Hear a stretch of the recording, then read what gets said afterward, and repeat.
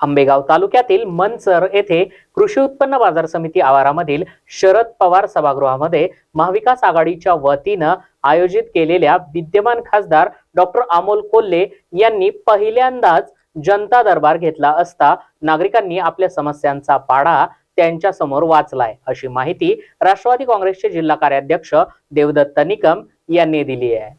आंबेगाव शिरूर विधानसभा मतदारसंघातील नागरिकांच्या समस्या सोडवण्यासाठी जनता दरबारामध्ये विविध शासकीय विभागांचे अधिकारी या ठिकाणी उपस्थित होते। नागरिकांनी आपले प्रश्न लेखी स्वरूपात देखील सादर केले होते, परंतु याचं पुढे काय होणार हे देखील पाहणं या ठिकाणी औचित्याचं ठरणार आहे।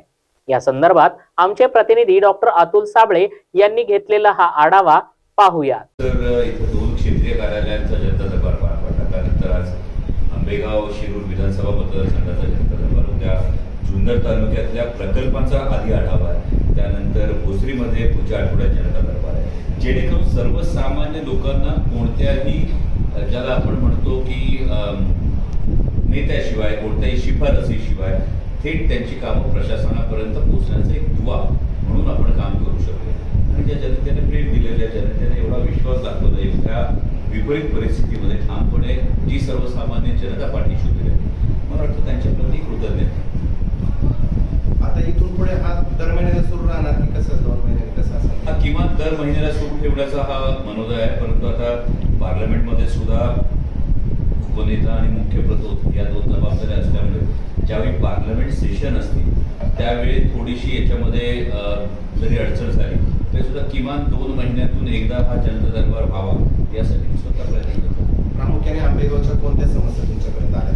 नाही, हे खरं तर माझ्यासाठी थोडंसं आश्चर्यकारक होतं, कारण मागची 5 वर्ष काम करत असताना यामध्ये आंबेगाव शिरूर विधानसभा मतदारसंघामध्ये सुद्धा एवढ्या समस्या ज्या प्रकर्षाने समोर आल्या, यामध्ये महसूलच्या समस्या होत्या, यामध्ये रस्त्यांच्या समस्या होत्या, MSCBचे विषय होते, काही पोलीस डिपार्टमेंटच्या संदर्भात विषय होते आणि सर्वसामान्य जनता होती जिचे हे विषय सुटलेले नाहीत, म्हणून ते आशेने आणि विश्वासाने जनता दरबार। तुमची यंत्रणा कसा फलक घेणार याचा? यामध्ये सगळं जवळपास तुम्ही आता बघितलं असेल, जवळपास 100च्या आसपास अधिकारी होते, सगळ्याच विभागांचे अधिकारी इथे होते।